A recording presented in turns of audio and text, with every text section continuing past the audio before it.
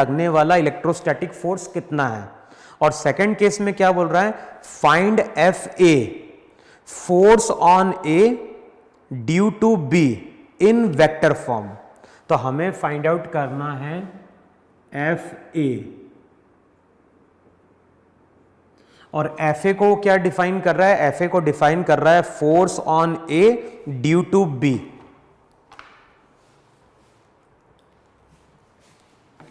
अब देखो वैसे अगर देखोगे तो डायग्राम तो स्पेस में होगा क्योंकि इसके तीनों कोऑर्डिनेट हैं, लेकिन मैं इसको 2 डायमेंशनल में शो कर रहा हूं। मान लो ये तुम्हारा पॉइंट ए था, है कि नहीं। ए पॉइंट का कोऑर्डिनेट कितना दिया था, ए पॉइंट का कोऑर्डिनेट हमें दिया है 1,0,2, है कि नहीं। ध्यान ना, ये जाएगा स्पेस में। अभी मैंने समझने के लिए केवल शो कर दिया एक्स वाई में कि सॉल्व करने का तरीका हमें केवल देखना है। अब ए पॉइंट का कोऑर्डिनेट दिया है और यहां पे कोई चार्ज पार्टिकल दिया है क्यू ए। क्यू ए की वैल्यू दी हुई है और क्यू ए की वैल्यू तुम्हें दी हुई थी यहां पे 100 माइक्रोकूलम। अब ध्यान ना, चार्ज की यूनिट केवल कूलम होती है। अगर कभी लिखा है माइक्रो तो उसका मतलब है 10⁻⁻6 लगाना है। अगर बोल रहा है मिली तो वहां पे लगाना है 10⁻³ तो इस तरह देखोगे मिली कई बार लिखता है, कई बार माइक्रो लिखता है, कई बार पीको लिखता है, कई बार नैनो लिखता है। तो उस हिसाब से पावर वहां पे हम चेंज करते हैं। तो यहाँ पे क्यूए हो गया 100 माइक्रोकूलम। एक और पार्टिकल है, चार्ज पार्टिकल, जो बी पॉइंट पे लाके प्लेस किया गया है और बी पॉइंट का कोऑर्डिनेट है 4,4,2। ये चार्ज पार्टिकल क्यू बी है और क्यू बी की वैल्यू कितनी दी हुई है, क्यू बी की वैल्यू दी हुई है 200 माइक्रोकूलम। अब सबसे पहले हमें क्या फाइंड आउट करना है, एक तो हमें फाइंड आउट करना है केवल फोर्स का मैग्नीट्यूड, और दूसरा हमें एक फोर्स कैलकुलेट, वही फोर्स कैलकुलेट करना है किस फॉर्म में, वेक्टर फॉर्म में, क्योंकि दोनों पे फोर्स तो सेम लगता है। अच्छा, सबसे पहले हम क्या करते हैं, फोर्स का केवल मैग्नीट्यूड फाइंड आउट करने की कोशिश करते हैं। अब कैसे फाइंड आउट कर सकते हैं, तो ओरिजिन से इसको ज्वाइन कर दो, तो ये हो गया आर ए वेक्टर। ओरिजिन से तुम बी को ज्वाइन कर दो, तो ये हो गया आर बी वेक्टर। अब चाहो तो ए से बी ड्रॉ कर दो या बी से ए ड्रॉ कर दो, हमें तो केवल ट्राइंगल कंप्लीट करना है। तो हमें मान लो हमने शो कर दिया बी से ए, मान लो कोई जरूरी नहीं कि हम बी से ए वेक्टर ड्रॉ करें, चाहो तो तुम ए से बी वेक्टर क्या कर सकते हो, ड्रॉ कर सकते हो। अब आर ए वेक्टर को क्या लिखोगे, आर ए वेक्टर को लिखोगे आई कैप, जे कैप वाली टर्म 0 तो i cap plus 2k cap. B vector वाली अगर टर्म लेनी है तो बी वेक्टर वाली टर्म क्या हो गई, 4i cap plus 4j cap plus क्या हो गया 2k कैप। देखो ये कि नहीं वहां पे। अब मुझे आर ए मालूम है, आर बी मालूम है, बताओ कौन सा वेक्टर रिजल्टेंट है, तो आर ए वेक्टर रिजल्टेंट है किसका, r b plus r b a का।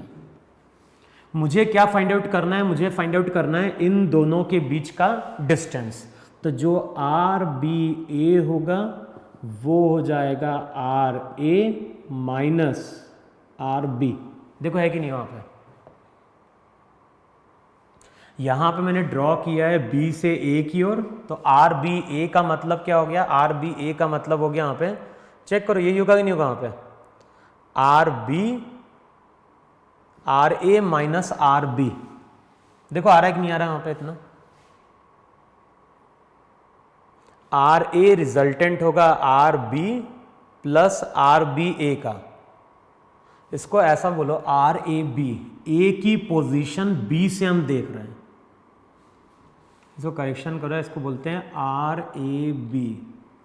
आर ए बी का मतलब होता है ये दे रहा है ए की पोजीशन बी से, क्योंकि आर बी ए अगर मैं लिखूंगा तो वो हो जाएगी बी की पोजीशन किससे, ए से। तो हम बी से ए की ओर ड्रॉ कर रहे हैं, तो इसलिए मैंने लिखा है आर ए बी। तो आर ए बी बन गया R A minus R B, तो आर ए बी। अब माइनस करो वहां पे, R A minus R B, तो ये तो क्या देगा, R A minus R B, तो ये देगा -3 आई कैप, है ना, -3 आई कैप, फिर ये हो जाएगा -4 जे कैप, और ये वाली टर्म तो क्या हो गई 0। चेक करो आ रहा है कि नहीं आ रहा है इतना। आप हमें कैलकुलेट करना है R A minus R B, तो ये देगा -3 आई कैप, ये वाली टर्म कैंसिल आउट हो गई, -4 जे कैप, तो ये हो गया आर ए बी। अब हमें कैलकुलेट क्या करना है, हमें तो कैलकुलेट करना है इन दोनों के बीच का डिस्टेंस। डिस्टेंस का मतलब हो गया इस लाइन की लेंथ, और लाइन की लेंथ का मतलब होता है वेक्टर का मैग्नीट्यूड। वेक्टर में जो भी लाइन की लेंथ होती है वही इसका क्या होता है, मैग्नीट्यूड होता है। तो हमें कैलकुलेट करना है इस लाइन की लेंथ। लाइन की लेंथ हो जाएगी √3 का 9, -3 का 9, -4 का 16, तो डिस्टेंस आ गया वहां पे 5 मीटर। अब जो भी फोर्स रहेगा उसका भी हमें केवल मैग्नीट्यूड लिखना है, तो यहां पे केवल मैग्नीट्यूड लिख रहा हूं, तो फोर्स हो जाएगा K constant QA QB, QA QB upon R का स्क्वायर। K की वैल्यू क्या थी 9 × 10⁹ 9, Q1 Q2 क्या हो जाएगा 100 × 200 10⁻⁻6 × 10⁻⁻6 डिवाइडेड बाय R का स्क्वायर 25। यहां से हमें फोर्स किस में मिल जाएगा, न्यूटन में मिल जाएगा। लेकिन ध्यान रखना ये क्या है, ये तो बता रहा है, ये हमें केवल बता रहा है फोर्स का मैग्नीट्यूड।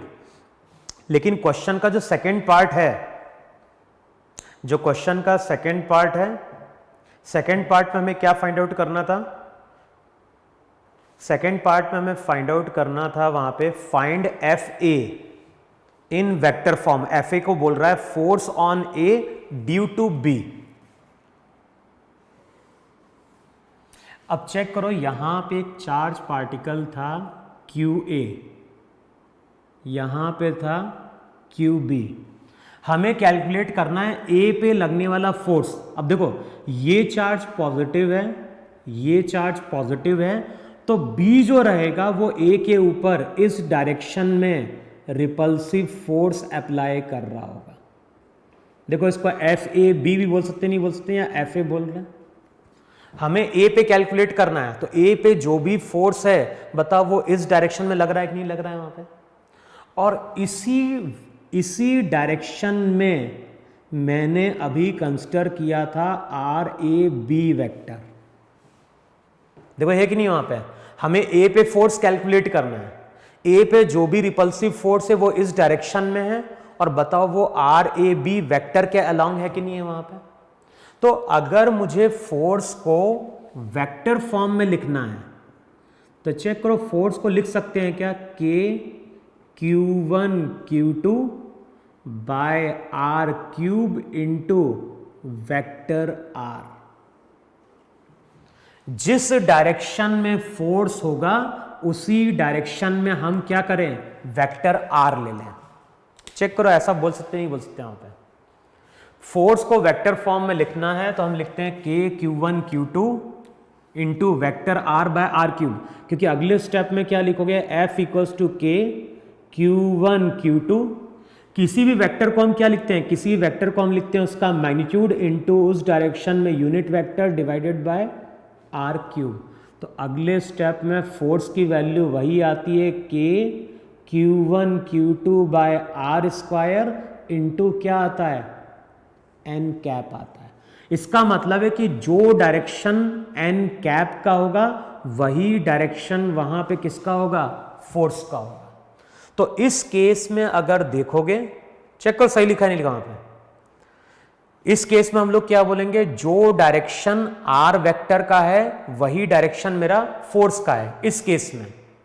तो हमें क्या करना है, R वेक्टर की वैल्यू यहां पे पुट कर देनी है। R की वैल्यू मालूम थी, या फिर इस रिजल्ट को भी यूज कर सकते हैं। तो अब मैं इस रिजल्ट को यूज करने जा रहा हूं। फोर्स को वेक्टर फॉर्म में लिखूंगा K 9 × 10⁻⁹ Q1 Q2 100 × 200 10⁻⁻12 upon R³ are तो था डिस्टेंस, वो 5 था, तो 5 का क्यूब, साथ में इस पूरी टर्म को हम मल्टीप्लाई करेंगे वेक्टर आर ए बी से, क्योंकि आर ए बी के अलॉन्ग ही हमारा क्या है, फोर्स है, और आर ए बी कितना था, आर ए बी था वहाँ पे -3 i कैप -4 j कैप। तो चेक करो, यही फोर्स था जो पार्टिकल ए ने ऑब्जर्व किया था, किसके कारण, पार्टिकल बी के कारण।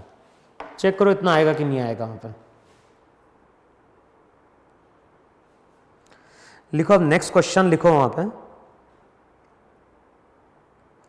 अब देखो नेक्स्ट क्वेश्चन में क्या बोल रहा है, नेक्स्ट क्वेश्चन में बोल रहा है 3 equal point charges, 3 equal point charges of charge, 3 equal point charges of charge plus q are moving along a circle of radius r, and a point charge -2q is also placed at the center of the circle as shown in figure. If charge are revolving with constant and same speed, then calculate the speed. देखो है कि नहीं वहां पे। तो question में अब क्या बोल रहा है,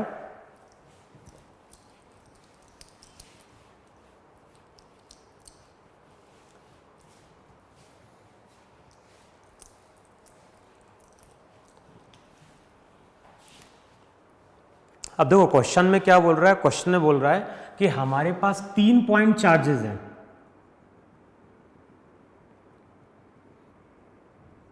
सर्कल का रेडियस r है,